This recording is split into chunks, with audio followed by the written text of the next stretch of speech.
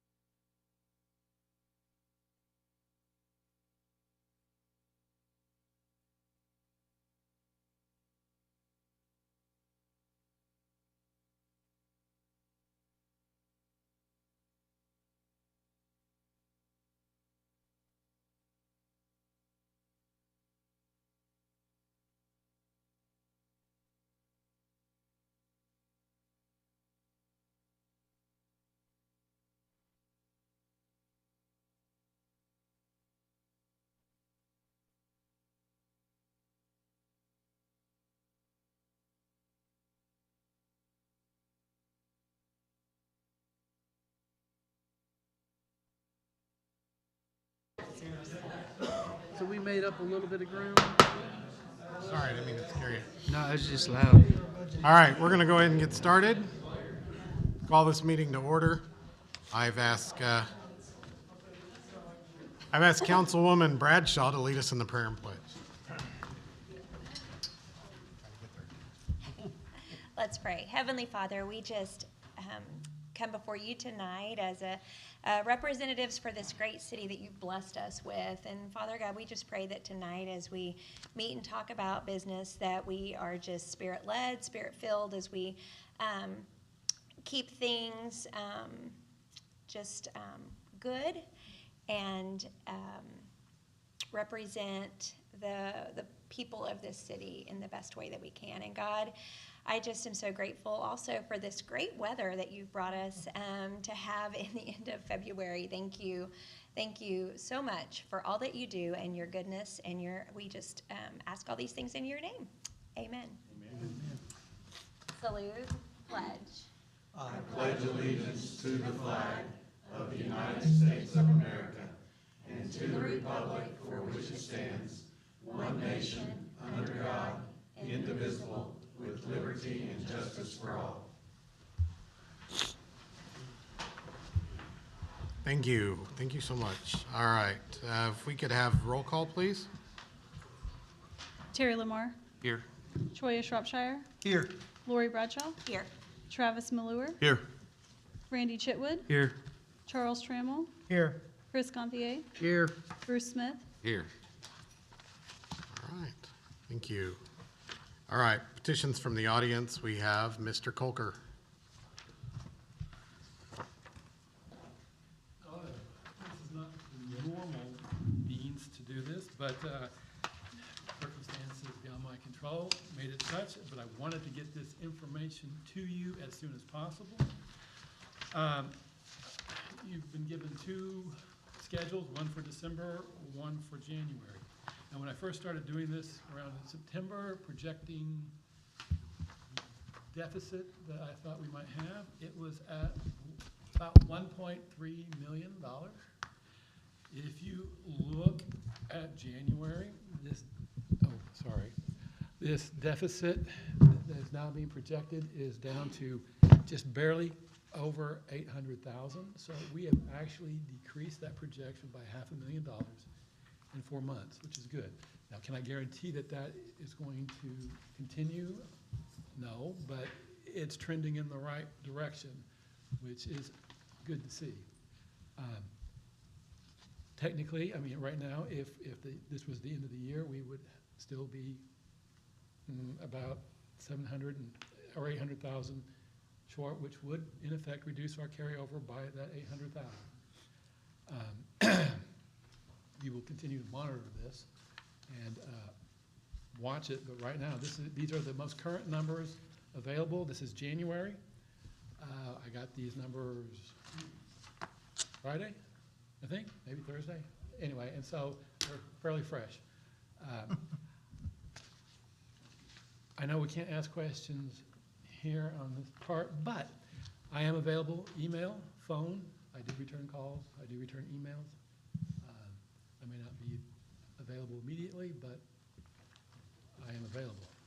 So this is what I wanted to present, and it's looking a lot better than it was initially, and let's hope it continues to trend downward. Thank you. Jeff, Mayor? hang on 1 second. Yeah.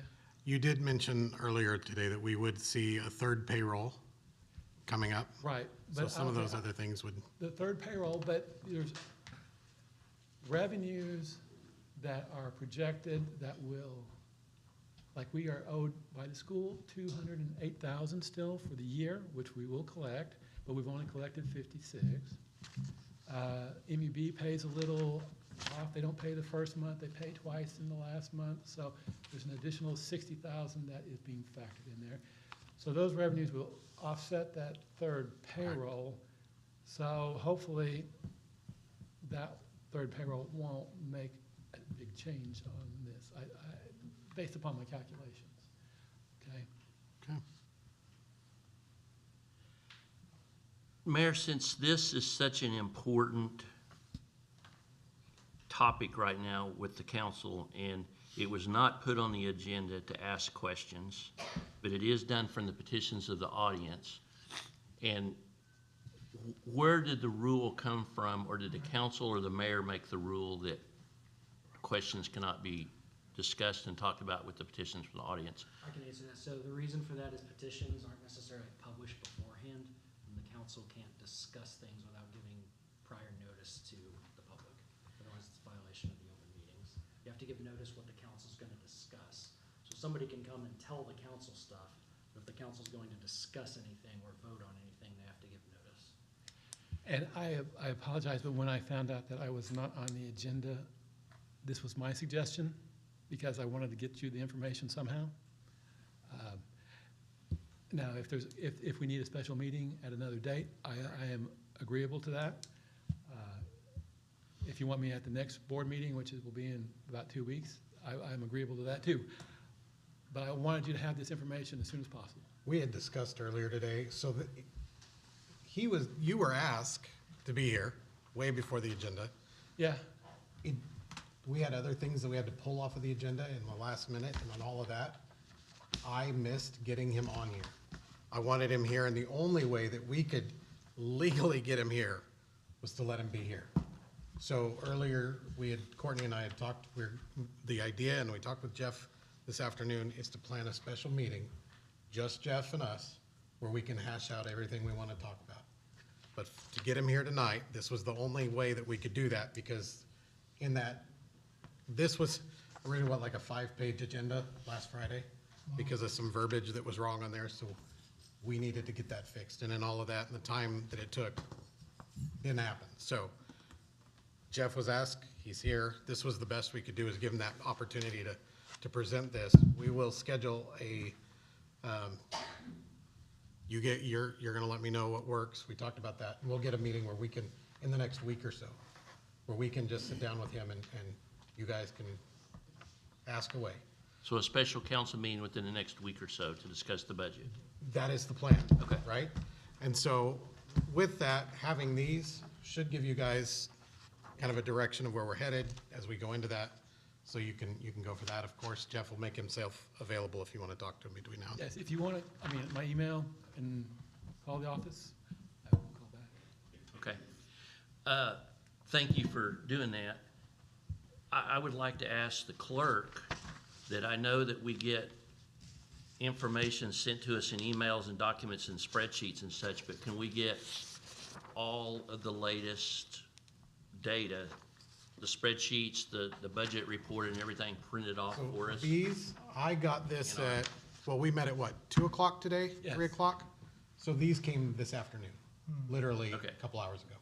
So there wouldn't have been any time to get that to you. I didn't get the January financial statement still, right before the. Right, I'm asking, can we get a printed copy of the latest financial report and the color-coded spreadsheet that you or Courtney produces that shows all of our? Before that meeting? Yes. Yes, So we can absolutely. study it and have it to look at the meeting. Yeah. Absolutely. And That's- any other documents pertaining to the budget. Yes, sir, that's the plan. Okay, thank you. Okay. Thank you. All right. Item 3, consent agenda. I need to pull J and N off. Are there any other items that you'd like to pull? Letter C and letter H. Letter C. Letter H. Mike. M. Okay. What was that last letter, N? Is it- So Motel. I have H, J, M, and N, and C. Sorry, I missed C up there. If there are no others, can I get a motion to approve all other items? I'll make a motion to approve everything other than C, H, J, M, and N. Okay, I have a motion from Choya and a second from Gonthier. When you're ready, call for the vote. Lamar, Yes. Shropshire, Yes. Bradshaw, Yes. Malure, Yes. Chitwood, Yes. Trammell, Yes. Gantier, Yes. Smith, Yes. Okay. Item C, approve claims for purchase orders through February 20th, 2024. Motion. A motion from Chitwood. I'll second. Or he can say it, that's fine. I'll give it to you, Malor. Okay. Second from Malor. Discussion? Yes, my question is, and I had talked with our attorney about this, I guess 3 or 4 weeks ago. When we approve claims for purchase orders through February, but some of them are on the agenda that are, because they're over 2,500, it's kind of weird, kind of awkward. I don't know what, is there, we had last meeting that $2,500, you know, everything under that, and I understand what you were saying earlier. We don't want to create more problems than we saw. Well, I'm kind of paraphrasing, but I think that's kind of. Yeah, I was gonna say, that's not quite, not even close, but it's okay. Go ahead. But I mean, I understand what you were saying as well. It's just that, you know, my concern is if we are approving this, but yet we still got some in here that may have been pulled off, like there were 2 pulled off today. You know, is there a better way to handle that? I think to eliminate your concern, which I get, is we could move what is C basically to the, I'm trying to think if we added something to the sentence, approve all claims for purchase orders through February 20th, 24, except those pulled off. You can do the consent with the reservation of those that you pulled off to discuss after. Yeah, that would work. Well, to clarify, the verbiage was, somewhere it had gotten added to approve claims for purchase orders over 2,500 through, right, correct, over? Or was it Under 2,500, which would have meant every little phone bill, every little, you name it, including some of those items that were on blanket POs, left the opportunity for the possibility of a, help me out, you worded it good, a counter vote or contradictory Yeah, so vote. a situation under that wording would be if you approve a monthly expense, an example would be you guys Workman's approve comp. internet, workers' comp, whatever, where it's you approve it at the beginning of the year, but it's technically a monthly bill. If that came up in December, technically there could be a vote not to approve something that you guys have already approved a contract. So I don't think you need to reapprove, call them subsections of your initial approval. If that makes sense. Right. It does. The blankets were already approved through budget, and anything under that 25, I have the authority to do. So really, we're only gonna be approving items over 2,500. And that's, I don't know where that verbiage came from. It's irrelevant, but it got on there, and so when I called Chase the other day, we took it off, and that's what took because we had listed, Jay had listed all of those purchase orders under 2,500. And it was, what, 4 or 5 pages long? I can And it imagine. was literally listing, and I said, what? No, this is new, and it's not what we do. So, under Chase's advice, we removed that verbiage under 2,500, and this is where we're at, back to where we were before. So, we can talk and figure out if Yeah, some I other think if we verbiage, add but, language, somewhat we can word it better, but kind of what I said, I think that would fix your concern. Yeah, that's, because I mean, we got 2 right here that are pulled, Yeah, that makes sense. that was my concern. okay. All right, further? Call for the vote. Shropshire, Yes. Bradshaw, Yes. Malure, Yes. Chitwood, Yes. Trammell, Yes. Gantier, Yes. Smith, Yes. Lamar, Yes. Okay. Item H, approve an expenditure in the amount of $4,999.99 to the U.S. Department of Agriculture Animal and Health Inspection Service for services rendered from October 2022 through September 30th of 23 from wildlife nuisance account 88-885-5347. That account currently has $10,000 in it. Previously presented for approval on October 17th, 2023, but no action was taken.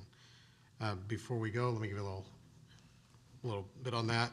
This is the one where we unanimously all decided to no longer use that service.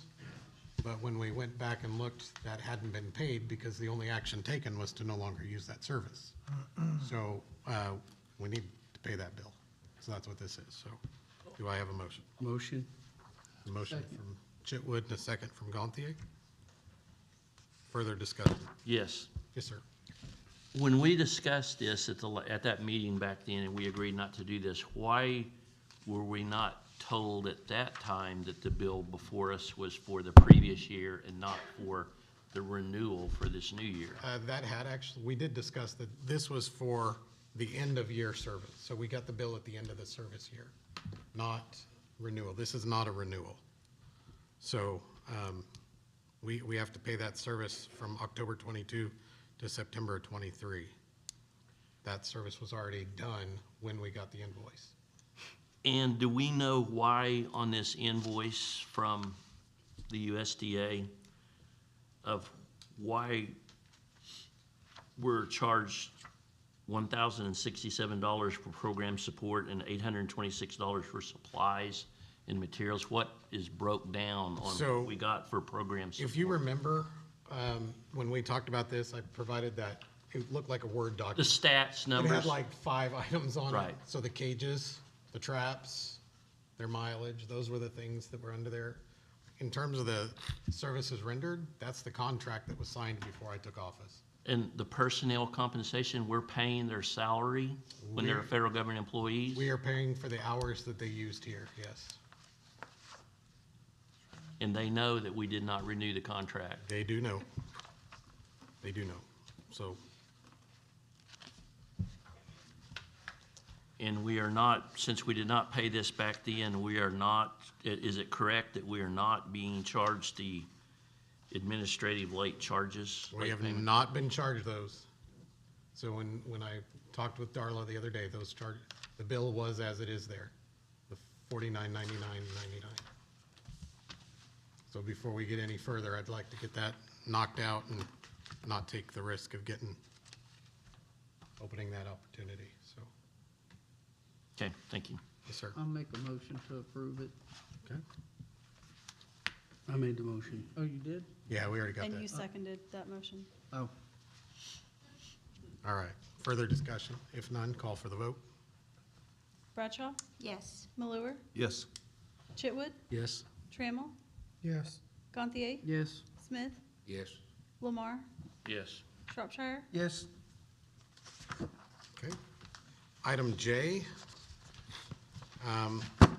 approve 4 purchase orders totaling $15,680 to Infrastructure Solutions Group LLC for PRY 210301, front entrance awning study, PRY 210801 for the roof replacement, PRY 220101 for fitness court pad, PRY 220201 for HVAC replacement, to be paid from Aquatic Repair and Maintenance Account 848465091.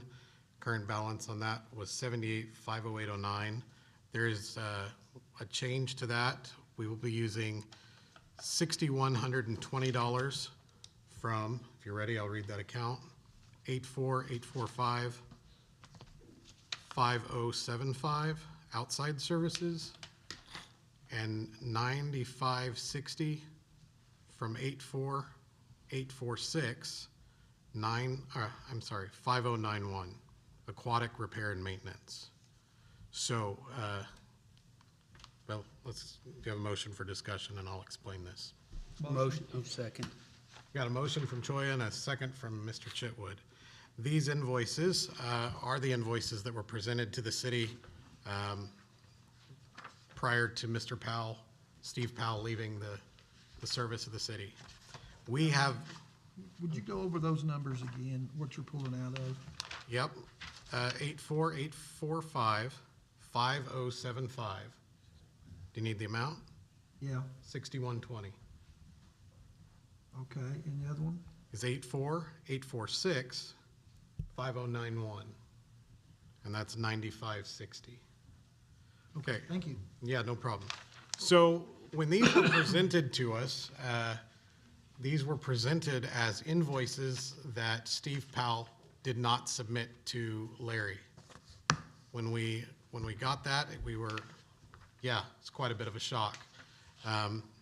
We checked the records that Cheryl had at the time. She had recorded all of these services from Infrastructure Solutions using the PRY, the date number, that code. None of these invoices were on that, and there's more than just these here for the rec center. None of those had been submitted, therefore none of them had been paid. So in that meeting was Dale Burke. Most of you know he is our current engineer. He's also the president, CEO, principal of Infrastructure Solutions. We have, over the last several months, been working with Dale to figure out the best way to tackle this. Obviously, to come up and just say, hey, we're gonna pay $125,000, one, in our situation would not be responsible to do. But also there were some questions about some of them needed clarity. We even visited with Chase about some of those. We visited with the department heads. And ultimately, the decision was made that we would break them down into the department that the services came from.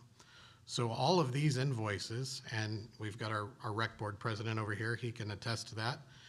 We broke down all of the invoices that went to the rec. These are the 4 that were in that pack that belonged to the rec center. When we gave them that stack, we said, decide what you're gonna pay, but we need to at least pay something. Dale has been very open about, we'll work with you, even if it's a little bit at a time. We wanna make sure that if the services were done, we pay our debts. That's the right thing to do. And so just in working with Dale and trying to get this whole fiasco straightened out, the first one, because it's not a part of the general fund, is we sent the rec theirs. And the rec board made the decision to pay all 4. So when we came back, we realized that there were some account issues on that. And so visiting with Mike, and I'm sure Mike has visited with the board, this is how we decided to break that down. The decision to pay those 4 all now is the rec board's decision, okay? Next, we will probably go to the street. We're gonna chisel it down in the way that works best for the general fund so that we don't take the blow all at once. And, Dale's been very patient. He will continue to be very patient. He hasn't withheld any services from us. He has no intention to do that. So, the right thing is we figure out the best way, we continue to work with him, and we knock these out a little bit at a time while we're paying our current bills. And so, we appreciate that relationship with Mr. Burke and his company. And so what we have tonight is this will clear off a chunk of that. I believe the amount for the street department, this is a guesstimate, I believe it was about $58,000 was the street department's share. It's a lot more than that, it looks like. Yeah, it may be a little bit more, somewhere in that neighborhood. Don't hold me to it until I present it to you. But the idea is, Yeah, it's way more than that. This is too long. So I have some okay, questions. yeah, go ahead. First of all, what is the process that we normally follow for getting invoices into the city? Do they come through your office, Courtney? Are they date and time stamped? Prior to me taking office, they were either mailed here to us or to the respective department, and then that department head would bring it up to us to process. For the most part, we've gotten it to where just about everything is mailed to us or emailed to us to our accounts payable email, and we process it, provide it to the department head to review, give us account numbers, et cetera. Okay. And just so you know, I'm pretty adamant, I don't want those coming through my office. So I always, Oh, no, that's I kind of always where route those that was directly gonna to be my Darla or next the accounts question. payable. This is almost like a scene out of The Godfather. It's, here's this manila envelope, pay it or else. It was essentially, I believe, that was right after we took office. It was like the first meeting you had with Dale, if I remember correctly. Yeah, and part of the issue that we had with it was when these were presented, and I don't share this to go down any rabbit holes or put anybody under the bus, and this is part of why we took it to Chase, was all of those invoices, and if you'll look on the top right, they're all dated December 26th of 23. So that kind of left us in a little bit of a situation of when were they really? That leads me to my next question. This list has red flags just jumping off the page. Well, Every one of them there's no pennies, that they're all rounded to the nearest dollar. absolutely. And keep in mind that as we looked at that, there were a lot of them where, I've had, Frank, I think you had one in your list that you kind of questioned. I know Buddy had some that we questioned. Mike had some that they questioned. When you operate under when you operate in a manner where you say, hey, go do this for me, and you don't document what you're having somebody do, and they do document it, this is kind of what happened, is we have a situation where there were a lot of to-dos. Keep in mind, and again, I'm not trying to villainize anybody, but if you have Steve Powell in the building every single day, it's easy to say, hey, go take a picture of this, go do that, go get this done, go see about this project. Let's go look at down on South Elliott. I think there was one on 17th, Chris, wasn't that one I had asked you about, the drainage project on 17th and Elliott? And I didn't know what that was, so we said, well, do you remember? It was a study. There were a lot of little things that were just, hey, go and do, that the city didn't properly document, but apparently Steve, But do we Clarify? know this? Can I clarify? Oh, yep. We have documentation that these projects existed, but not timeframes of he clocked in at 3 PM and left at 11 PM. Right. We don't have that. So- We have documentation that all of these projects actually. You're 100% sure all of these projects occurred? I checked it all long time ago. And I can answer that too. That was one of the questions that we had, Councilman Trammell, was these jobs absolutely done? And every single one of them with directioner had been done. So we can quantify the work, but it's just about incomplete or improper documentation on our side. documentation. You know, you look at the project numbers, and I'm assuming I'm reading these right. PRY 22-01-01, that's January 1st, 22, right? Is that what that means? Prior year 2022, and then it's project number, so 1, 2, 3, 4, 5, not necessarily the month. So It's those- typically how it runs, but the second 01 is what's confusing to me. I'm not sure on that one. We definitely know that the PRY and then that first set of numbers is the year. Because there's a lot of sequential PRYs here. Right.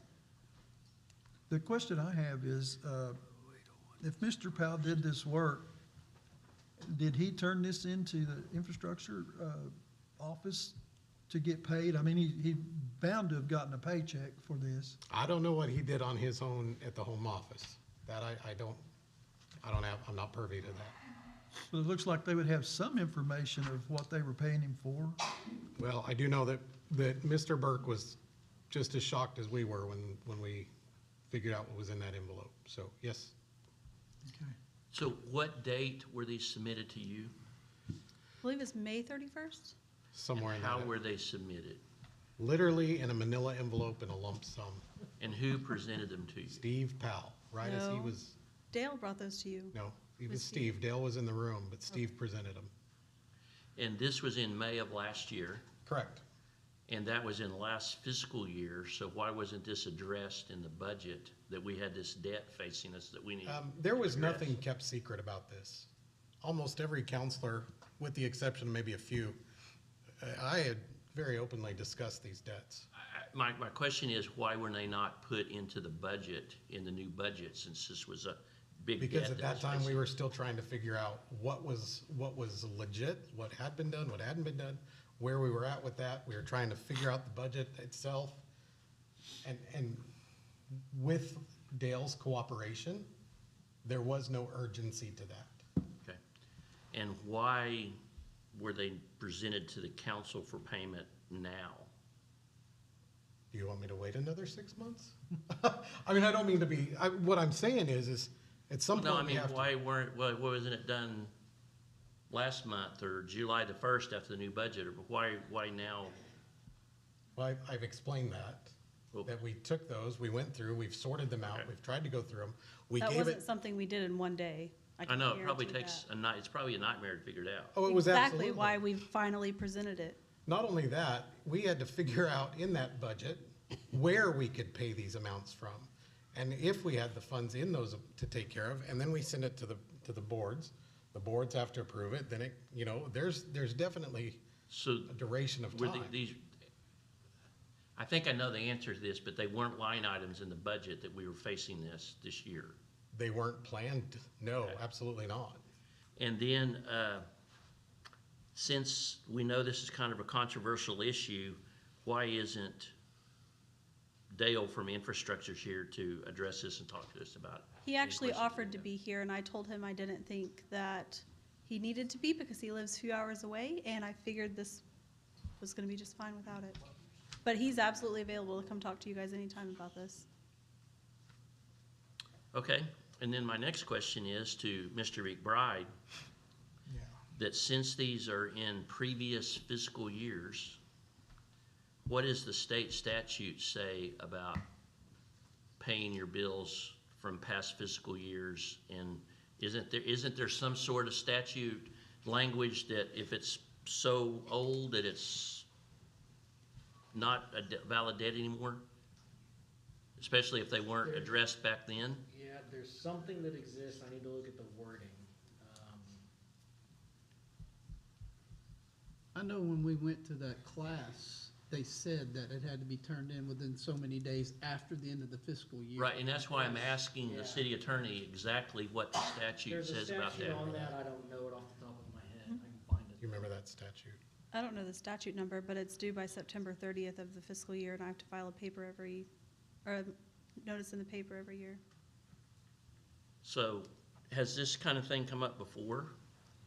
Not during In our past- terms. Well, yeah, I understand, you weren't the city clerk in previous years, so we probably don't know the answer to that. In But, all of my time and when I was on the budget committee, this never came up. so, I know you haven't researched it yet, but you're pretty confident that there is some, well, and based on what you There's just said. something, and I've gone through these talking about. So, based on that statute, then, what is your legal opinion, or do you need to wait until we hear from you on the statute, whether or not your legal opinion is if it's a valid debt or not? I can't really give you an opinion without reading the statute, so I don't know the answers right now to your question, I guess. But if, I'm gonna play devil's advocate here. I came in here tonight not wanting to really pay these, but if we got the service, and we did get the service, and Dale Burke was obviously shocked, I will say this, I don't think that statute. does it It's give not us, collectible. we can still pay it? Even I believe so. the statute doesn't necessarily prohibit the payment. Yeah, I'm almost confident that's correct. I need to look at it to fill his in though. Okay. I don't believe that statute means if someone doesn't turn it in, it's not necessarily a valid debt. I think it just might change the procedure of how the debt is Paid. registered. What if it was in fiscal year 2015 and they just now present the bill? Then they are outside of their statute of limitations for any jurisdiction. And that's my question, that's what I'm getting at on this. Well, that's basic contract law. So contract law, you're gonna have 5-year statute of limitations for a written contract, 3 years for an oral. So he's within his civil contract statute of limitations. I don't know off the top of my head the statute, what it says regarding fiscal year payments. Does that make sense? Mhm. I don't think that statute prevents him from trying to collect this. I think it might just change our procedure on how we pay or if we pay. But I don't think that's let's say he files a lawsuit for breach of contract, as we say, wrong fiscal year. I don't know that wrong fiscal year is a valid defense to a breach of contract. Does that make sense? But I'd like to read that statute before I give an opinion on the fiscal year part of it. I want to mention what was told and the reason why. I have a lawn care business and I was cutting for the utility board. And so when they said this at that meeting, it stood out to me. And from what they told me, this was just what was told me, and I don't know if it helped you where to go research it, is that if we don't turn in the invoices within a certain time because of it being a governmental entity, that they necessarily may not have to. But that's just what I was told. That's what they were saying, and I'm not saying we shouldn't pay this. I'm not saying we should. There's a lot of questions that I agree with what Mr. Lamar was asking. I was gonna ask some of the same questions, and so it's a valid point. Procedurally, what do we do? It's not that I'm not wanting to do it. How do we do it, if we do it? And my other question is, we know how much is in that 5091 account. Do we know how much is in the 5075 account, since you're wanting to? The reason it has a different account number on the agenda is because when we were looking at the account number balances to put them on here, it had already had the expenditure out of it. So there's enough money in there to cover it. It's just a little bit more in there than the 6120. Anyway, whenever we looked at the account balance, it had already deducted that 6120 out of it. So I looked at it as there's only a couple $100 in here. You can't afford this. and then we changed the account number to what's actually listed on the agenda. But then I realized that the actual invoice was properly put in, and the amount is actually, there's a little over 7,000 that's in there. So the amount that you're wanting to pull is indeed there. And it's already been encumbered, yes. I just wanted to clarify that, because this, I don't want any more messes up with this, because it's already, Well, I agree. I think it's a little frustrating. It's a little irritating. We, you know, we could not pay these, and then we stand ourselves, you know, like Jay said, he can still collect, he can still take us to court for it. So is that something that we feel that need to, you know, is that a direction that we want to go down? I'm not wanting to not pay them, I just want to make sure that we Sure. follow proper procedures, and I'd rather delay that's- so we do it right. Right, if we but, don't know what but we're doing. understand, that's part of what the delay has been, is trying to figure out the right way to do this. And the fact that we've got that little bit of a blessing from Mr. Burke, who has been very generous and very open that, you know, pay a little bit. You know, like he said, 125,000 is a lot of money. Can we at least pay something? Yeah, we will do what we can do. We'll pay a little at a time. And so that's, you know, I think that's the right thing to do. And that's where we're at. The rec board has approved these payments for them, for their share. And as we go forward, like I said, we'll start with another stack of these, and it doesn't have to be all of them at one time. Doesn't have to be all of the street departments, but we can take a few at a time, and we can pay those. And, How many of these are coming out of the general fund eventually? See something about the animal There shelter. weren't very many. No, the animal shelter, that'll come out of there. But that'll probably come out of their capital. Yeah, So that won't be general fund. General city engineering services, that will. You guys want me to go down this list? if you don't mind. Well, Mayor, I'd like to make a point of order before you do that, see if we Sure. can do that. On the agenda tonight is only the rec center ones. Correct. I start to say, are we deviating too far from the agenda? Don't want to get us in trouble. No, I think we can go down through this real quick. Do you? Are you asking about the ones not on the agenda? Correct. I think if you're discussing them for the purpose of whether or not you should approve these, I think you could tie it in, but How about I go through the list and tell everybody which ones will be paid tonight and which ones will not be paid tonight? I think you can do that. Okay. Animal shelter, that'll be not paid tonight. This is kind of silly. The ones with rec will be paid tonight. Yeah, I withdraw my question. Yeah. I mean, Really? I want something on the next agenda to talk about these in detail. I mean, this, Sure. before we pay any more, I want to have a detailed discussion on these. Mayor, I have two more questions. Yeah, go for it. Number one is, if these items are all over $2,500, did they have to be approved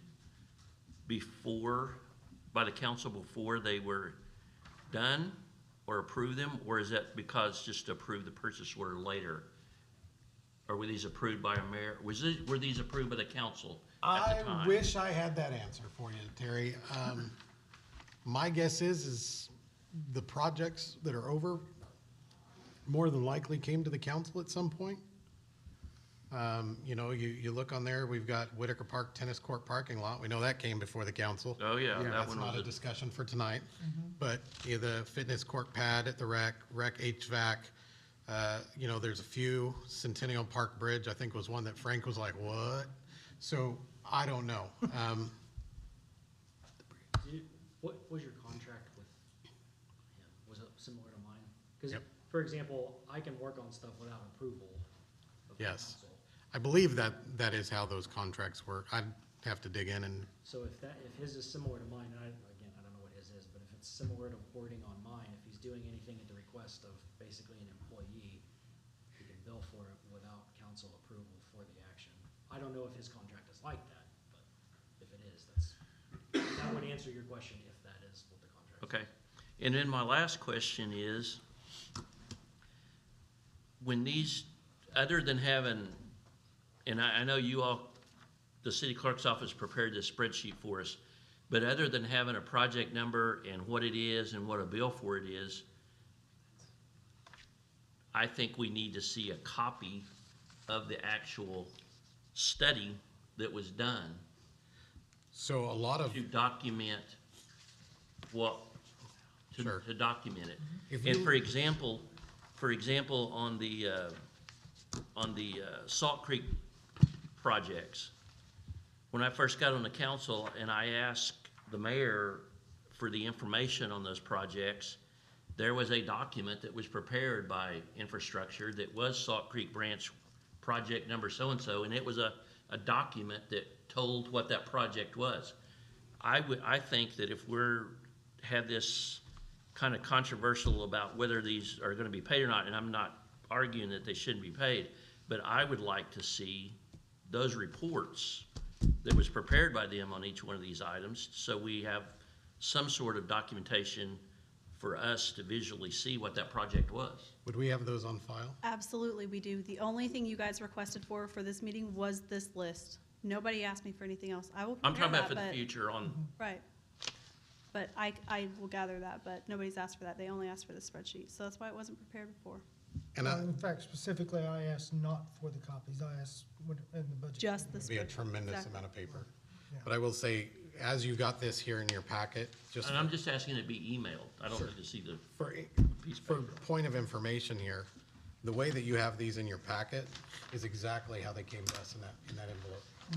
So, okay. Further, I would like to ask the attorney, are you comfortable with us paying these now, or do you need better research to make sure we do it the proper way? I think it would be fine to pass them now. I don't think there's anything that prevents a city from paying a debt. But if you guys want me to look into that, if there is some sort of valid defense that they weren't submitted within the fiscal year budgeted, I can do that also. Yeah, I do know what we had talked about, now, you wasn't here, Mr. Mayor, but we talked about making sure that we distinguish what fiscal year the payments came out of. We did discuss that last time, so that if there's ever an audit, they would know what's what. We talked about that last time. They have until September 30th of the new fiscal year to turn these documents into us, or they risk not getting paid. We don't have to pay them after September 30th. These were turned in last fiscal year. They were turned in last fiscal year, but before September 30th of this fiscal year, so it still qualifies for payment. Even if the work was done in a previous fiscal year prior? The invoices are dated for last fiscal year, which still qualifies for payment so within. that was part of that. That's why they were dated like December. December 20, yeah, they're all right here. What, December 26, 2022? So, Definitely done intentionally. well, right. So, so that's why this has taken so long. It's been quite a deal, but at some point it has to come to the surface. And this is when it came to the surface. So, for anybody that thinks that there was hidden agendas or things were withheld, that's not the case. It's been trying to pedal through this mess. A mess that again was left for us. Yes, Figure out. So, definitely. you And know, this engineer was part of that mess, allegedly. allegedly is a good word. Allegedly.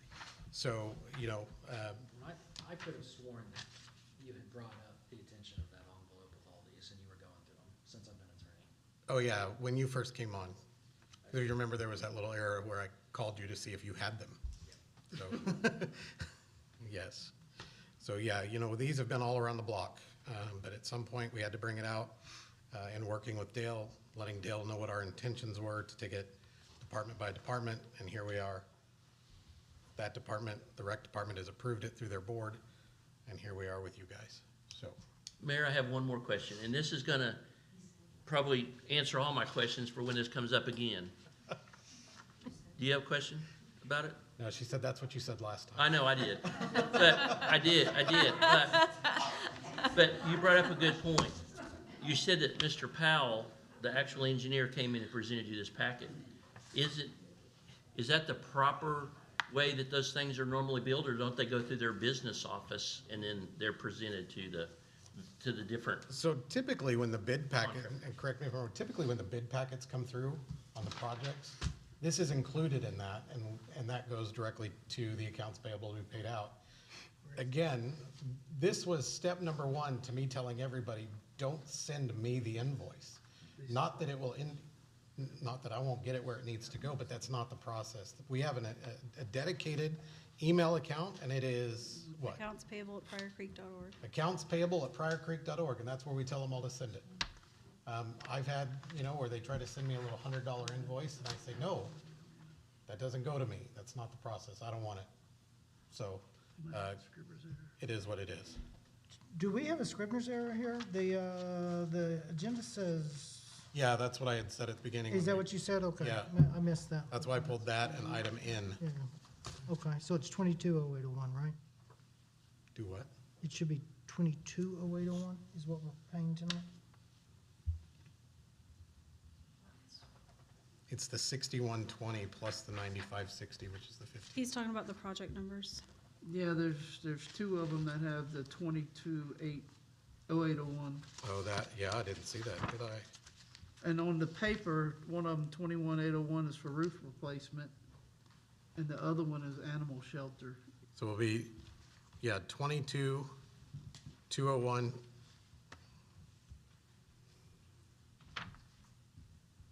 Yeah, I don't know what that's all about.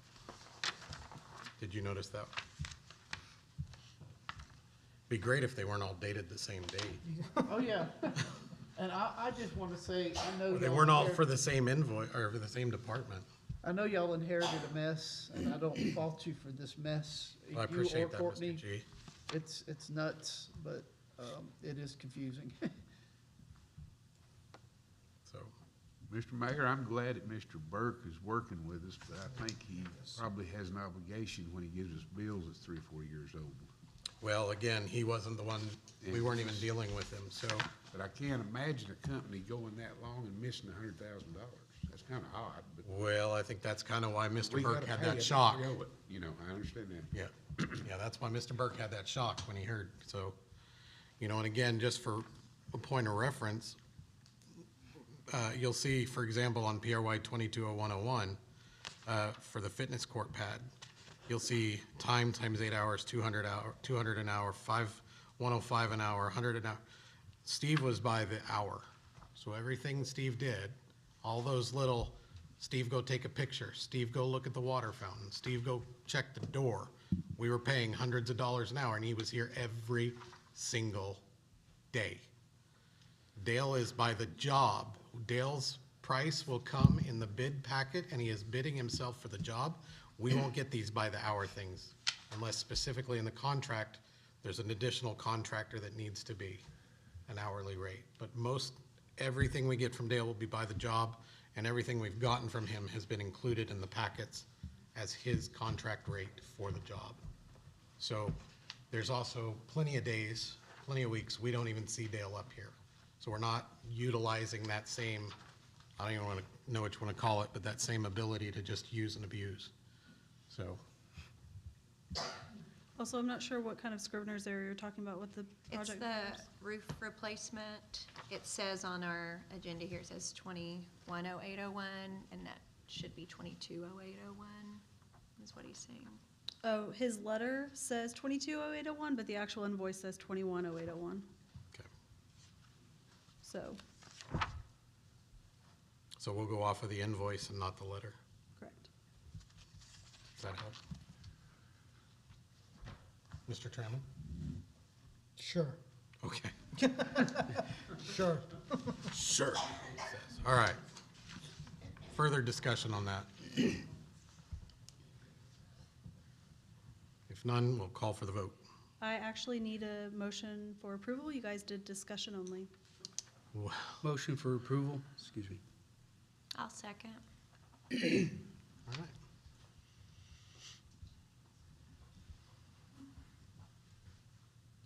If you need an extra pen, I've got one over here. My, after today. Malure, Yes. Chitwood, Yes. Trammell, Yes, yes. Gantier, Yes. Smith, Yes. Lamar, Yes. Shropshire, Yes. Bradshaw. Yes. Thank you. All right.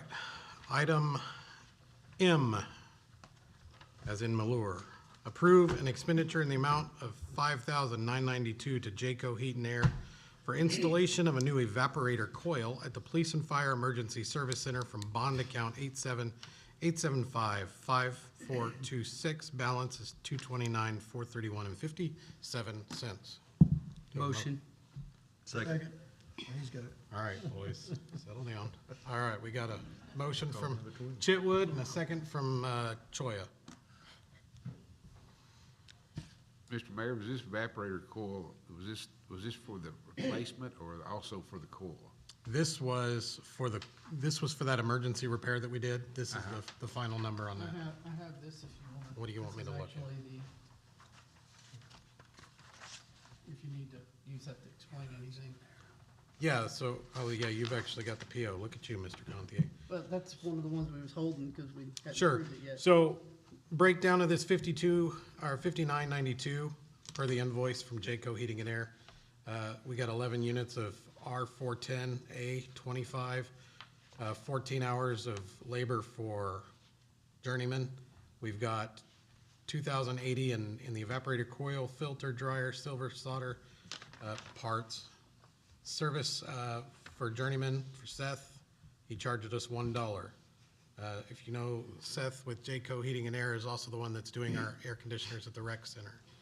He has been tremendous in sitting down with us in Willowbrook to go through this and literally dragging them by their hair into the ceiling, into the catwalk to show them the parts and problems. And most of this is going to be, it's a good deal. The fact that he's charging us $1. He has $1 worth of labor for a journeyman and then $500 for the low ambient Kent. Total is $59.92. That was for the emergency repair in the communications room at the police station. As most of you know, that equipment needs to stay cold, and it was not cold. I don't have a problem with what he did and what he fixed and how he did it. I was wondering if the evaporator coil had any warranty on it. So, what we found out in that discussion, again, with Mr. Seth Jacobs, was that, the city understood that those HVAC units had 1 year warranty on them from when we took possession of the building, which would have been November 9th. And as we learned last Monday from Mr. Jacobs, with Jayco, it's 1 year from the date of installation. So all of those units actually expired January of 2023. So, and then as we went through the closeout and warranty documents from the project, we learned that the warranty on those specific items did also not include improper installation and such. And so Seth came through. You can see he kind of helped us out with the labor on those. They spent a lot of time, but they found out that those things were, and that's what led to this whole thing, was finding out that there were problems there. So did I answer your question? Yep.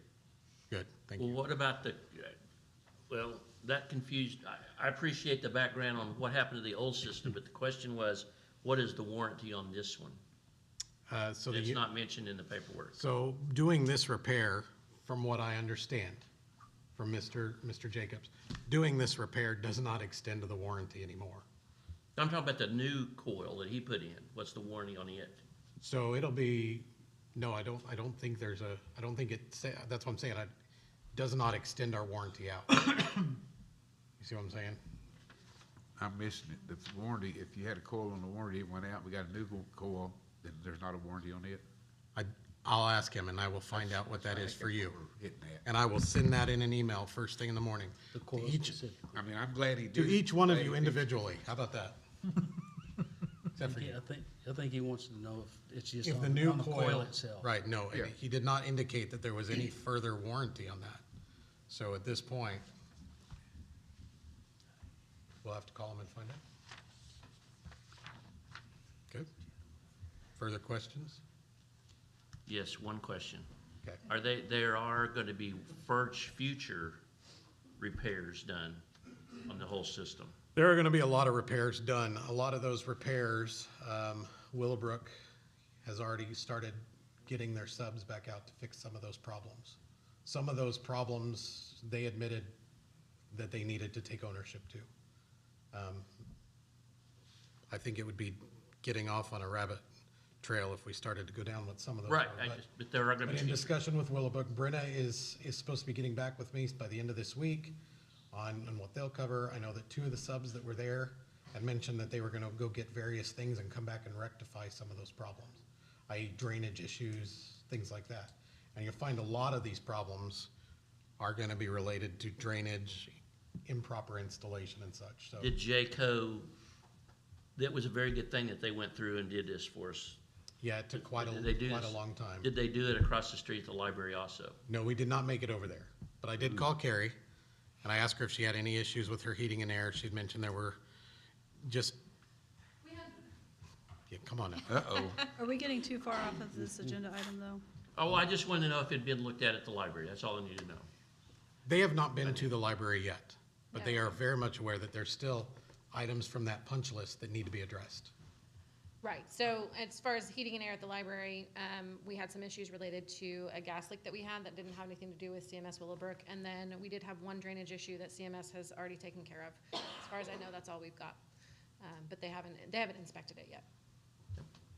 Thank you. Okay. Any further questions? Now is the time. Okay, call for the vote. Chitwood, Yes. Trammell, Yes. Gantier, Yes. Smith, Yes. Lamar, Yes, Shropshire, Yes. Bradshaw, Yes. Malure, Yes. Okay. Item N, on this, we have another Scribner's error. It'll be 140,000 instead of 150. So approved transfer of 140,000 from Main Street bond account 68004111, current balance 210,121.31, to EDTA Downtown Streetscape account 9898552240 for downtown streetscape and wayfinding master plan. Council approved the proposed timeline and financing schedule through Planning Design Group on October 19th, 2021. There was discussion to transfer these funds from Fund 68 to Fund 98, but the motion was not amended to include that information. Do I have a motion? Motion with the Scribner's error. Okay, Second. second from Malore. Discussion. Adam, come on up, please, come to the microphone.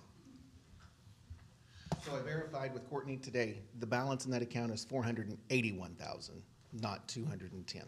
yeah, we got that. So that's good news. I'm gonna shut up on my head. Thank you. All right. No further discussion? And we'll call for the vote. Trammell, Yes. Gantier, Yes. Smith, Yes. Lamar, yes, Shropshire, Yes. Bradshaw, Yes. Malure, Yes. Chitwood, Yes. Okay. Item 4, Mayor's Report. Presentation of the Kauai Report. I'm going to hand these out.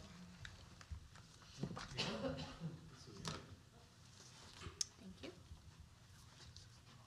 These are available online. There will be copies at the library for the public if you'd like to get those copies. We'll have them there by tomorrow morning.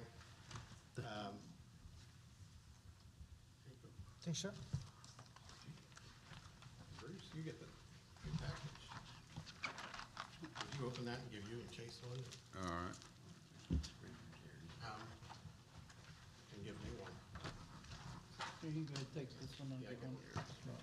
Okay, so, as we present to the public, to the city of Pryor, the Kauai report, That's impossible. in an effort to communicate to the public what is going on directly from the city. I'd like to share a couple things in here as you go through this. Some of you already have that. If you'd like a copy, we could probably go ahead and give you a copy to look at for right now. In the opening, you'll see where it says Welcome to the Choir Report. This report attempts to capture a year packed with Thanks, sir. triumphs and hard work in Pryor Creek. Did you know Kauai Indian Territory was the original name of our city, and it means the place of huckleberries in Cherokee, and you can see the huckleberry leaves and fruit scattered throughout this report in homage to our history. Join us in celebrating the progress and dedication that define our Pryor. I'd like to read the opening statement from the mayor, from myself, and then we'll kind of go through this and explain what we're doing. This report, as of right now, we plan on presenting at the end of the fiscal year. We had hoped to have it done earlier, but sickness made its way through our staff, things delayed, and it just didn't, we didn't, so here we are. And then we'll also present it at the end of the fiscal year. So if you'll go with the, on page 1, this council and community. Here we are at the end of 2023, and we find ourselves wrapping up a year like none other. We've had 8 months of this new administration, and it's been a learning experience for all of us. Time has really flown by so quickly. Before we get too far past the year end, I would like to recap some of what I would consider to be positives. Thank you to all the members of the city staff for working so hard to help us navigate through the challenges that we have faced in the first months of the fiscal year. Your efforts to be team players have solidified that we have the best of the best employed within our teams. You've taken it upon yourselves to show the highest level of integrity and teamwork. Our city is able to provide what we do because of all of your hard work. Thank you to all of our great organizations throughout our community. We have seen amazing community events because of the countless hours of dedication to what you all stand for. As we continue to come together and become stronger as one, removing the decades of silos, we are finding that we are stronger as a united community rather than many different groups struggling for the spotlight.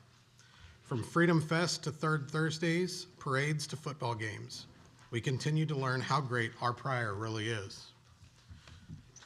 Our youth never cease to amaze me with not only their talents, but what they represent in their daily lives. Pryor has been blessed with a school district that has provided the best education from the best educators in the state of Oklahoma. The city of Pryor is blessed and proud to have a strong relationship with Pryor Public Schools. We know that our future leaders are being prepared properly and that we can look forward to the day when our children lead and guide our future. Thank you to the Pryor Area Chamber of Commerce and Main Street for your efforts to unify Pryor area and resources we have in our neighboring communities. Mays County is in the eye of every political leader in the state. Our resources and talent far surpass the state's standards. Connecting and becoming a unified front makes Mays County that much stronger. Promoting businesses within our own community and marketing what we bring to the table puts Pryor out front as an innovative and rapidly growing resource within Oklahoma. Lastly, and most important, thank you to the outstanding and vibrant citizens of Pryor. You are what makes Pryor a family. The ongoing resilience and integrity that you put forth when needed to make Pryor a place we can be proud and encouraged to call home. I wish you all a happy new year, and thanks again for being a part of our amazing community. If you turn the page, you'll see that we have notes and stats from our city clerk, Courtney Davis, who has worked very hard to make a lot of changes in our system. Her and her staff have no doubtedly been working hard and diligently to provide the services that we do here. She says by her picture, I've made it my mission to get the city operating on efficient modern technology, and I believe we can all agree that that's definitely the case. As we go to page 5, we'll see community development. As we look at some of those numbers, we may think, man, that's not very high, but remember it's 1, maybe 2 people doing that. So there they list their inspections. A lot of those inspections are based on our economy and the growth that we see as people develop and build in our community. Page 6, you'll see emergency preparedness. Johnny Jensen says at the top, we never know when major emergencies and disasters may occur, so our time is primarily spent ensuring the city is prepared when and if they occur. He talks about the grants that they've received, the $60,000 in grants, both from Cherokee Nation and from FEMA, the projects that they've done, and the exercises that they do. He says, we put our local hospital through an exercise this year regarding the decontamination of patients. Yeah, I've got these payments on my mind. Of patients that might come to the hospital from Mid-America Industrial Park. Hillcrest made some major changes after this exercise. They purchased equipment and had multiple training days to make sure that they are ready for hazardous material event. And this report came from Johnny Jensen, our emergency management. From Chief B.K. Young and his staff, we see there their fire runs through 2023. You can see where they break those down into excessive heat with no ignition, all the way through service calls and false alarms and good intent calls. He says, for the past year, we have been operating from 2 stations. During this time, we've introduced a new engine into service, and another one is set to be delivered by the end of April. Notably, we've witnessed significant growth in the fire load within our district, spanning from residential to industrial areas. This industrial expansion has prompted us to enhance training in specialized hazard fire and rescue operations. We are fortunate to have secured grants from USDA, Cherokee Nation, enabling us to continually improve and provide optimal protection for our fire district. And I'll note that they just completed a few weeks ago some more training in conjunction with other departments from around the Northeast Oklahoma area. The golf course from Mr. Bowman, you'll see that he listed the golf tournaments that they had throughout the year. An estimated $131,900 was raised just through tournaments throughout the year. Some of those tournaments I've been a part of, some of you have been a part of, and you know that, 30 teams of 3 people out playing golf takes all day long, and he's out there for every minute of that. And so we appreciate the efforts going there to keep the balls flying and make sure that the golf course is remaining self-sufficient. The library. Whew. Here we talk about grants and projects galore. Mid-December 22, the library reopened, coming from the Graham Community Building, but then they were closed due to water main breaks. March of 23, flooring replacement from that water break, $13,000 of that was insurance funded. And they completed the monument sign that sits on the southwest corner of the street there. And I believe if you haven't had an opportunity to look at that, that recognizes the tornado victims and those that were a part of that event. Grant acquisitions, state aid grant for $7,851, a $5,000 grant for new patron use computers, and a $17,241 grant E-rate project to upgrade networking infrastructure. Community engagements, you can see that she's done quite a bit. She has plenty of classes and events there for her patrons. Cultural acquisitions received donations of presidential signatures and original artwork. I think we just lack a few signatures, right? 4 signatures. So who do we need? Well, we asked for Biden, and then I will get back to you on the other 3 because I can never remember. So if you got a Biden signature, pass it over to Carrie. Community space utilization, provided spaces for meetings, study, or work over 2,408 times, predominantly in the study rooms alone. That's quite impressive. Educational training and incentives. Carrie actually got another page here because she has so many stats, but you'll see, for example, internet usage when these numbers came down was at 109,954. Physical checkouts, 35,065. So no doubt is our library a happening place. A lot of people using it and utilizing it. And the work that goes into maintaining that, Carrie and her staff have done great. Parks and cemetery, as we go through here, infrastructure development. Frank and his crew, a lot of people remember, please, that Frank not only does the park, but he does oversee the cemeteries. He's received $30,000 from Cherokee Nation for a new skate park. Scheduled completion is in 2024. Installed 3 additional pickleball courts with a $5,000 grant from GRDA. That grant was in partnership with Jared from downstairs. That was a lot of his doing. He sits on that board and saw the need. constructed a new shelter at Centennial Park. I'm kind of jumping around, I apologize.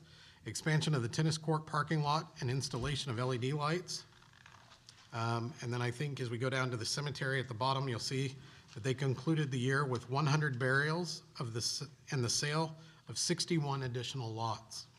Preparations for Memorial Day began weeks in advance, followed by ongoing mowing and maintenance activities. Frank left. Courtney, do you know how many graves we have there right now? Gary, do you know that number? I know that we're over, I don't want to say that number, I'll be wrong, but I do know that we are about 12% capacity left with what we have available now. And so we'll be moving forward on the next step of that. That'll be an additional 1,800 grave sites. Animal shelter, you can see that they've got a lot going on there with dogs and cats outgoing and incoming. You know, that's a pretty big burden to take on sometimes when the cats and the dogs get a little heavy in the community. They've done a great job maintaining a building that needs some work. We've been able to identify some funds to help clean that up and get that done. The police, I'm sure Jeremy would love us to go through all of his stats. There's a lot there, but we're just going to go on. Right? Street department, you know, we've done street and sidewalk repairs, drainage and ditch maintenance, alley, right-of-way maintenance, which they're currently still working on some of those projects.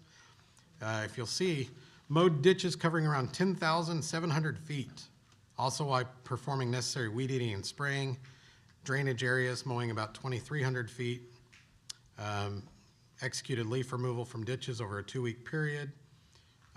You know, they've been working and maintaining their vehicle, installing driveway pipes, general equipment maintenance, winter operations. They plow approximately 17 miles of street during the winter, cleared about 5,200 feet of sidewalks. That's almost a mile of sidewalks several times a year based on snow or ice conditions. And then over on page 16, you can see where they've listed some of their community collaboration and special projects.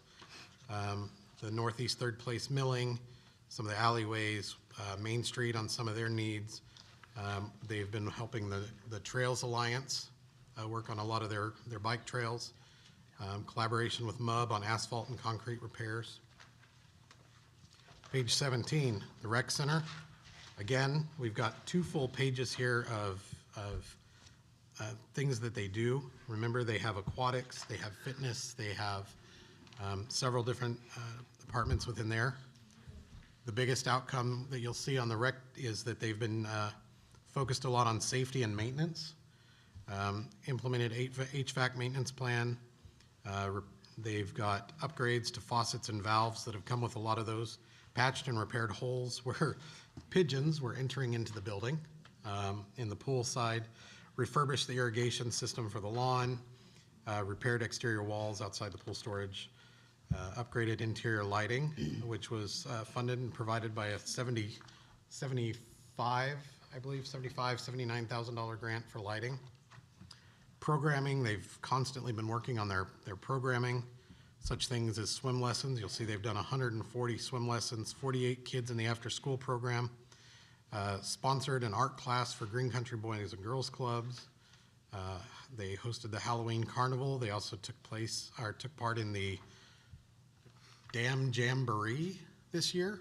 That was a new feature to the Dam Jam that was added with kind of a carnival type atmosphere. They've partnered with floats in the Christmas parade, recycling plastic bottles, hosted a pool Easter egg hunt for children, and one of their more popular things right now that they've been ongoing is their mermaid events. So if you like mermaids that have boyfriends that dress up as pirates to rescue them when they fall in the water, take your kids and go watch that. Operations implemented an accountability system for payment of child watch. New software package, new credit card servicing. They added more competitive beverage vendor and created equipment checkout systems. Main Street. Main Street and the EDTA bring up the tail of the book.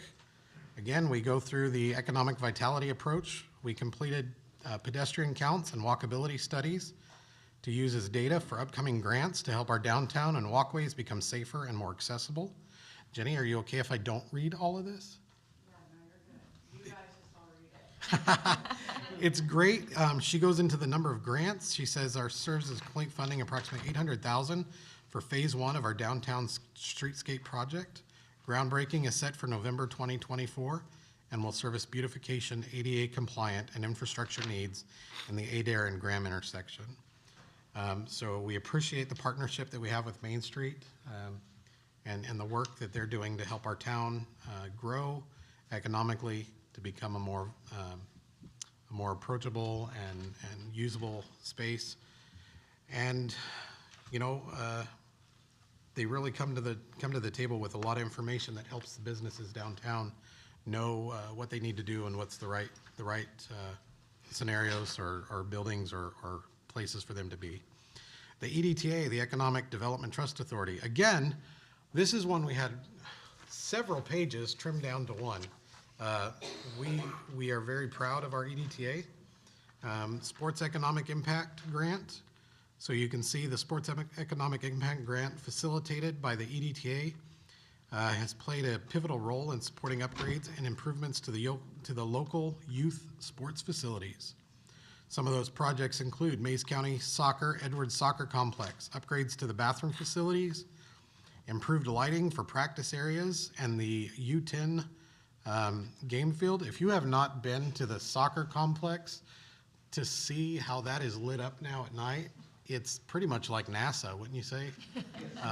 Hey, I just live, Lori and I live not too far away, and we can tell from our house when games are going on. So we appreciate also in cooperation MUB putting those poles and lights up for us and doing that.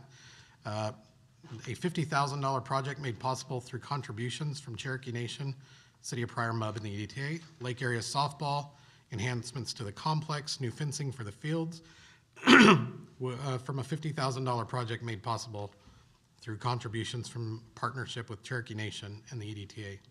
Main Street Memorandum of Understanding, again, showing partnership in our community and the positivity of how that works. The EDTA's funding to Pryor Main Street through the MOU facilitated various initiatives, including streetscape management, walkability audit, data gathering, including pedestrian counts, crosswalk project, 2023 facade grants, 2 award cycles. One was $19,959 in grants awarded with $60,000 matched funds, resulting in a total investment of $79,959 in downtown businesses. Freedom Fest 2023, I think we can all agree, was one of the big successes of the year. Really showed our community coming together.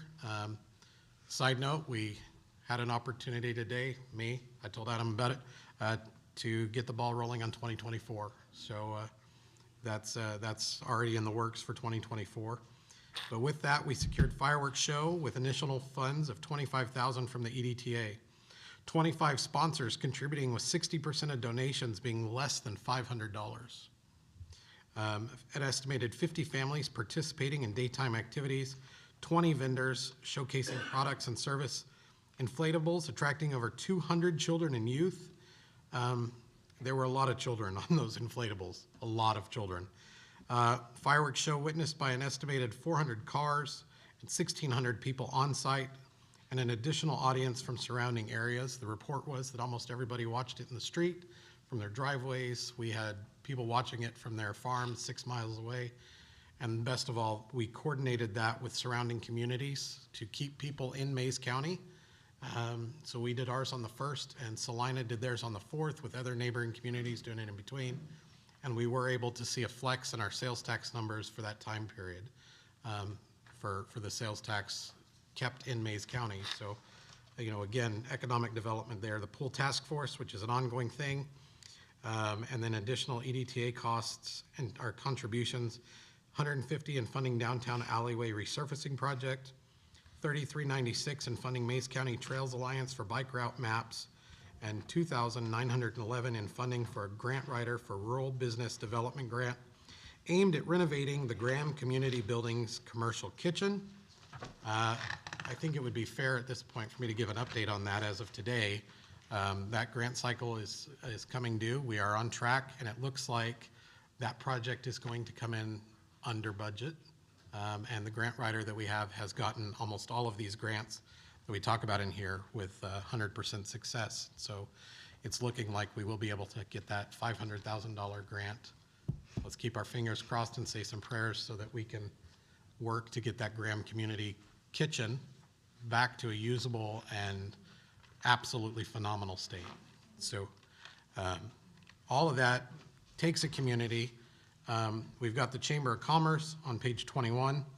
You know, I think the Chamber has been instrumental in helping us get businesses in and helping us get some of these silos that we talk about removed.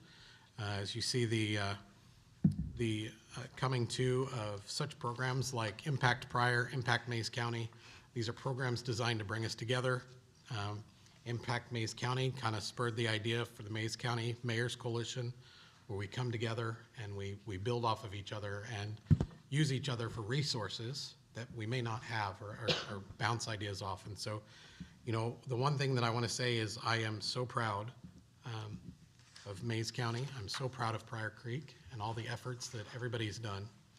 I'd like to share the closing remarks on here and then we'll move on. Our team at the City of Pryor Creek has been hard at work. The numbers don't lie. We've achieved tremendous success in serving our community.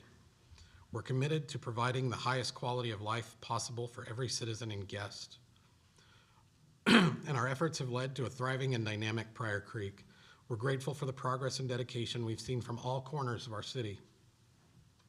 We are excited to continue building on our momentum. Challenges may arise, but we are confident that by working together, we can overcome any obstacle. After all, this is our home. This is our Pryor. So I present to you the first ever Kawire report. Any discussions? Comments? Real good. Very nice. Thank you. And again, Carrie will have by morning copies of this. She'll have a stack. Those will be stapled together. If you need a copy from here, let us know. We want to make sure that everybody gets this communication. We want credit given to everybody that deserves credit for making our Pryor the place that it is. And of course, there's a lot of groups and organizations that we missed, we didn't get, but this is only the first go round. So, all right, item B on the mayor's report is discussion and possible action to approve mayor to sign a proclamation declaring February 23, 2024, Lowell, Leroy, Jake Wiseman Day. So move. Second. Okay. Who seconded that? Thank you. Mr. Chitwood. I want to say that we tried to get Mr. Wiseman here, but he wasn't feeling well. Mr. Wiseman is, I believe, Pryor's oldest veteran, correct, Tim, at this point? Probably. Carrie would be better off than that. I would say that's probably pretty close. So this will be two parts, and before I read this proclamation, I had hoped that he'd be here. This weekend, they're having a party for Mr. Wiseman and his 100th birthday at the Legion at 1 o'clock. And so in hopes that Mr. Wiseman had been here, the city wanted to present Mr. Wiseman with an award. And this is the Distinguished Centenarian Award. And so I'll pull it out and I'll show you, and then we'll make sure that he gets this weekend and can get it himself. But we had this made. One of our local companies here in town made this for us. But it is an award. It's a medallion, as you can see. And on the front, it has the city crest, and it says Distinguished Centenarian. And on the back, it says Lowell Jake Wiseman, born February 23, 1924. Presented February 23, 2024. And so as soon as I read this proclamation for Mr. Wiseman, we can give him a round of applause in his behalf of not being here. Proclamation, Lowell Leroy Jake Wiseman Day, February 23, 2024. Whereas Lowell Leroy Jake Wiseman was born on February 23, 1924 in Oakford, Illinois, And whereas in February of 1943, he courageously enlisted in the Army to serve his country during a time of great need. And whereas he served with distinction as the battalion clerk and demonstrated exceptional dedication and leadership.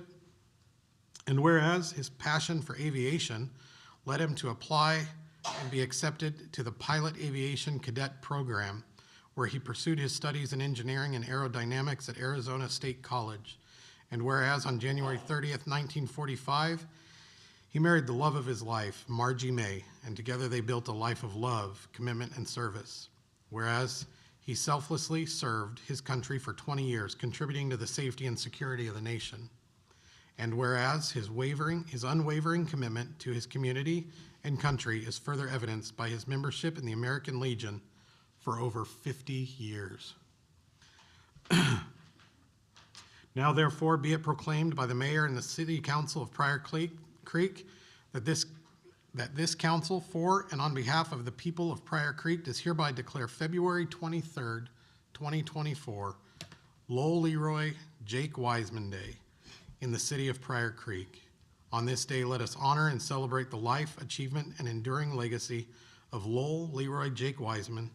Let us reflect on his bravery, his dedication to service, and his contributions to our nation and community. I urge all citizens to join in this celebration and recognize the profound impact that Lowell Leroy Jake Wiseman has had on our lives and the lives of so many others.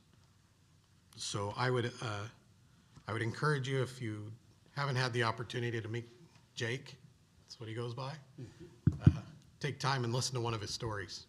I guarantee he will have you busting at the gut. He is a great guy. One of my favorite stories that Jake shared with me one time, for those that know, Jake likes to build little airplanes to fly around in. And I guess at one point his farm in Locust Grove, him and his son had built this little plane. It was a little two-seater, probably really not even safe to fly. They took it out and they flew it. And air traffic control got on the radio and said, "White plane, where is your IN number?" And he would, oh crap. So he landed it, went to the barn, got the electrical tape and made up a number. And he got right back in and flew it back up and they said, thank you. So, if you haven't had that opportunity, take some time, get to know Jake. He's a great guy. His wife was a true sweetheart. And so today, if we could, for a man that's 100 years old this week, if we could give him a standing ovation, I'd appreciate that.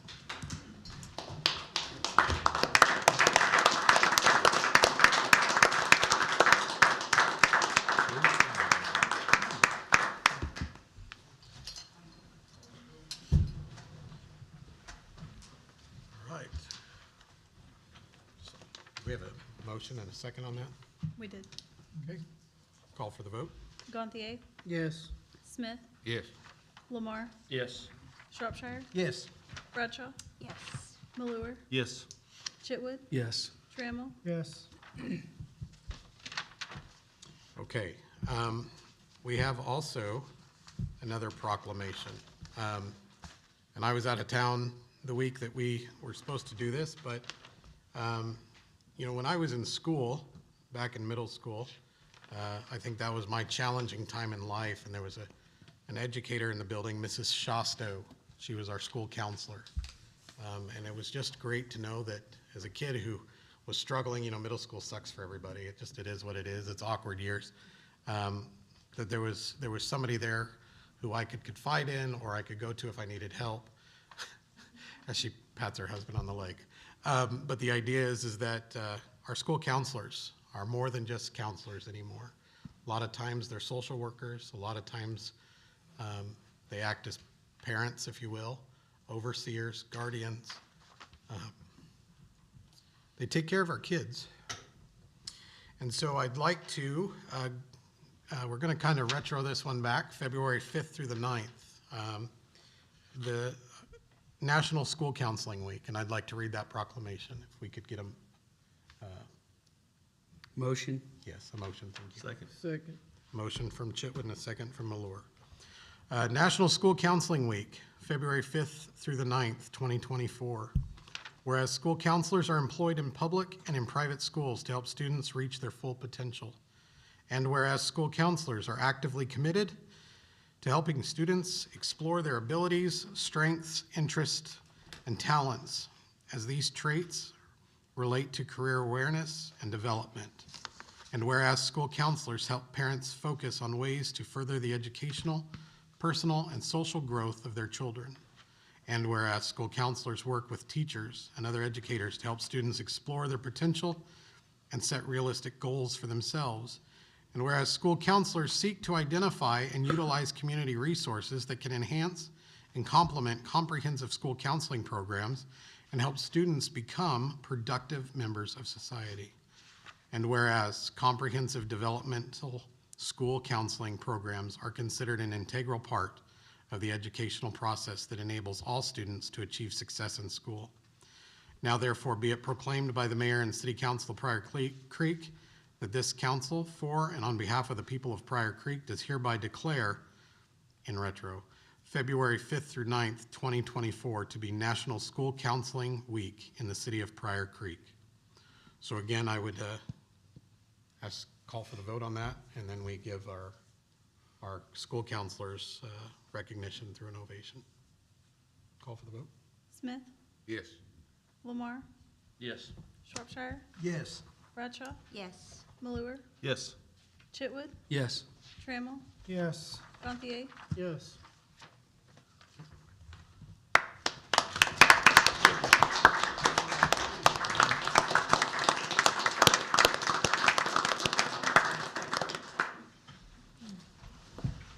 Thank you.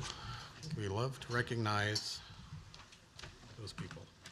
All right, item 5, city attorney's report. Discussion and possible action to set March 19th, 2024 as the date for public hearing to be held on PCO Holdings LLC, possible annexation and directing notices for the public hearing be given according to law. Motion. I have a motion for Mr. Chitwood. Second. All right, second for Mr. Choya. I think it's his turn. Yeah. Whoever. All right, I can give you a rundown. It's pretty simple. This is part of the district annexation. They've come to us with the majority of the landowners, which are 2, to be annexed. Next step is we need to set it for a public hearing. That's all this is today. Can I ask a couple of questions? Sure. Well, 3 questions, actually. Has this been through planning and zoning? Don't believe it has been. I think step 1 was they petitioned for it. 2, we have that hearing and that starts that process. Public hearing, I think, needs to happen before anything, because it's possible at the public hearing, something happens that Pryor doesn't want it, or So does the public hearing, is that where what happens at the public hearing? public hearing is not necessarily for the vote as much as it is the discussion and others to come in. And I think the primary purpose of it is really for if there are landowners within it that don't want to be annexed to come object. That's not actually the case in this, but understand you still have to hold it. Or for anybody who is a contiguous property to come and object. So at what point would it go through P and Z? After the public hearing? I put it through after that. you might read that, I don't think we have to. I don't think you have to, but just because you guys have them, I would. Exactly, I think we need to send it to P and Z. And, could we do a cost-benefit analysis as a city to determine what is the cost versus the proposed revenues of annexing this in to the city? This is gonna cost quite a bit, and to my third point, if we're gonna annex in the apartments, and it's the apartments, right? Yeah. Can we go ahead and just annex in the other land where they're going to be building the subdivision, so we can get use taxes now? The only issue with that is there are 2 ways to annex properties. So this one is them coming to us asking to be annexed. So I don't know that you could do them together. You have to do it separately, unless you can get them to all sign off on it. So if I could I interject. think there is planning on that, yeah. Yeah, so and again, tonight is just to set the date for the hearing, so we could really have all of these discussions openly. But the primary, I don't want to necessarily say urgency is, there's a little bit of strategic movement to this with MUB. And it has to do with PSO and where they can cross into the city limits. And so if we can block that out, keep in mind as we do annex in, these areas are already patrolled and maintained by Pryor Fire. Our police department, you know, they go out there frequently. Literally, the only thing at this point that they would be taking on is literally the parking lots of the apartment and the road that goes to it. But if we recall, we do get sales tax off of utilities.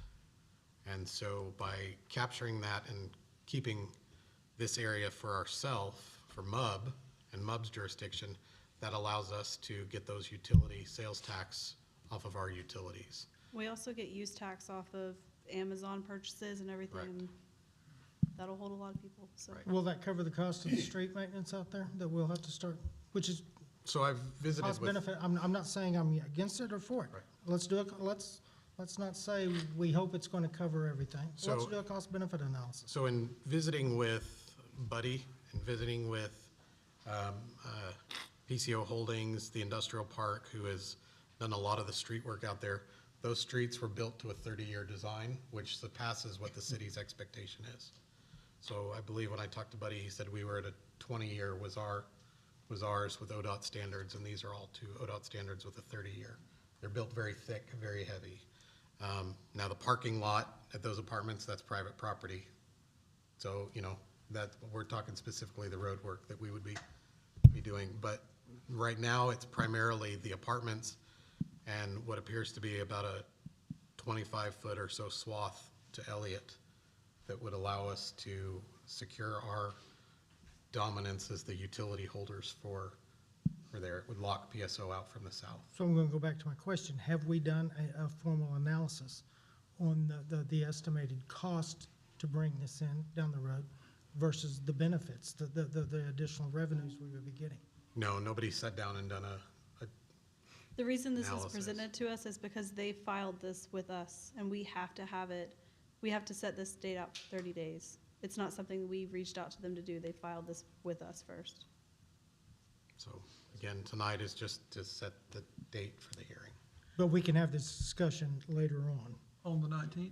before. Has to be, Could we also discuss the feasibility, depending on the We can discuss results of whatever the you study, the PUD? Yeah. Possible want. You can PUD. discuss anything you want Okay. about the annexation, but. Just you need to set- not tonight. Tonight is about the, Can I show my ignorance here? I was wondering about rent paid out there. Are there any taxes involved with paying rent in Oklahoma? I don't know. That's I'm not. something I don't know. Not that I'm aware of, I'll check. no. Okay. Well, I mean, that would be some more revenue there if there were taxes that you had to pay.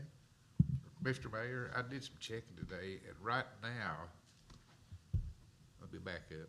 The reason I sound like I've stopped up, I may break out with some snacks here in a minute. The marijuana plant's been burning marijuana all day, so. Yeah, blame it on the plants. Anyway, It's from all- All right, Bruce, we got you.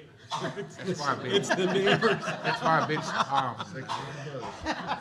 Are you listening, Angela? He's blaming the neighbors. We're getting about $1,000 a month off the tax for utilities in these apartments right now. Now, they're not all full, and I don't know if they're all complete. If you want to compare apples to apples, maybe Pryor Creek Apartments, their tax is about $30,000 a year to us on their utility use.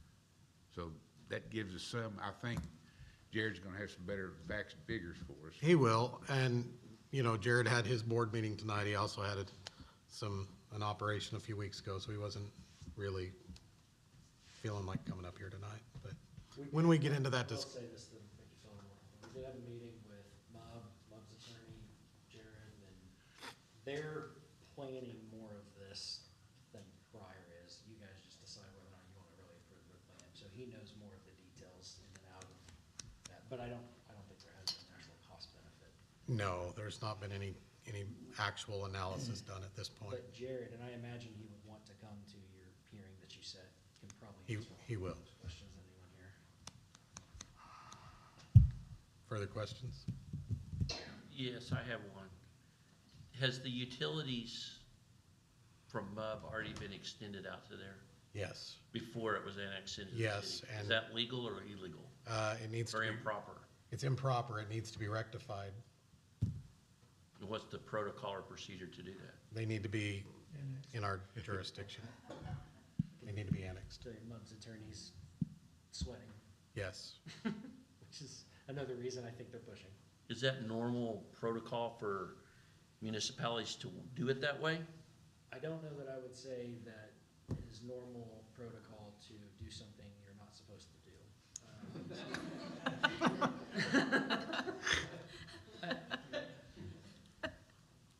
It's what happened, I guess, is the answer there. Okay, thank you.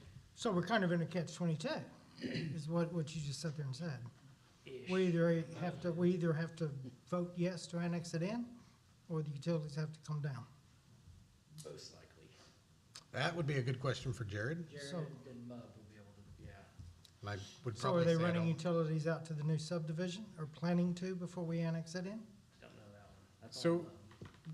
That's why you have two different attorneys between the two. I don't really want to get down that and speak for Jared, but Yeah, that's why. when they run utilities to a certain area, they typically will run a baseline.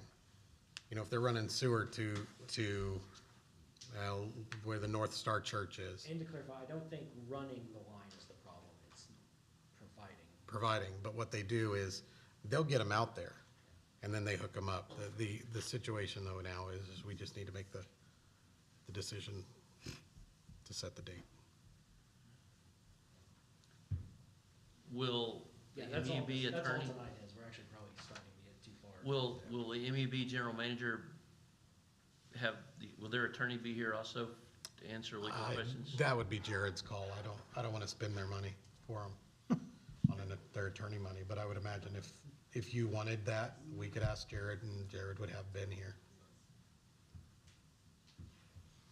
I think we need to start taking a more holistic look at all of this stuff. I mean, you know, there was the invoices I was shut down.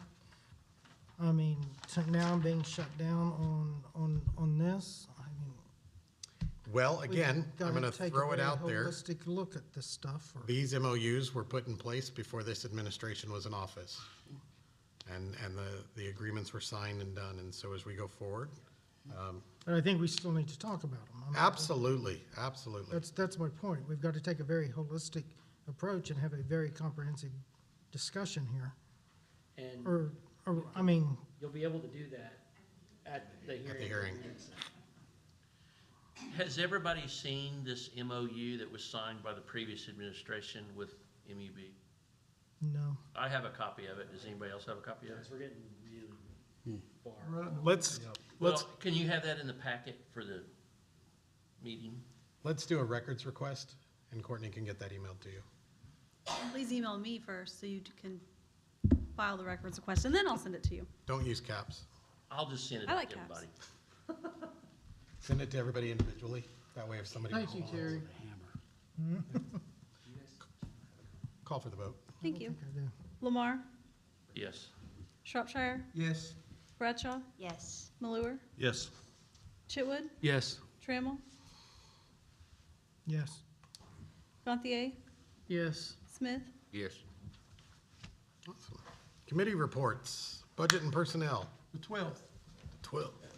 All right. Ordinance and insurance. Nothing other than the regularly quarterly scheduled meeting, which is several months out, unless you're gonna bring those packets. Nothing's been set yet. Okay. Street and maintenance. February 27th.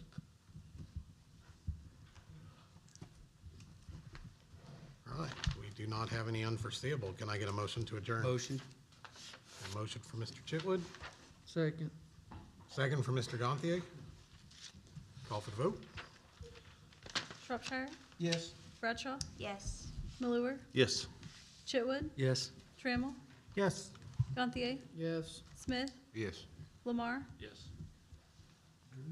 Okay, Let's call to order the Pryor Public Works Authority. Approve the minutes of the February 26, 2024 meeting. Motion. A motion from Mr. Chitwood, Second. second from Gantier. Call for the vote. Bradshaw, Yes. Malure, Yes. Chitwood, Yes. Trammell, Yes. Gantier, Yes. Smith, Yes. Lamar, Yes. Shropshire. Yes. Okay, if we have no unforeseeable, can I get a motion to adjourn? Motion. Second. Gum you. You love it. Catcher. All right, we got a motion to adjourn from Mr. Speedy Gonzalez Chitwood and a second from Mr. Gantier. Call for the vote. Malure, Yes. Chitwood, Yes. Trammell, Yes. Gantier, Yes. Smith, Yes. Lamar, Yes. Shropshire, Yes. Bradshaw. Yes.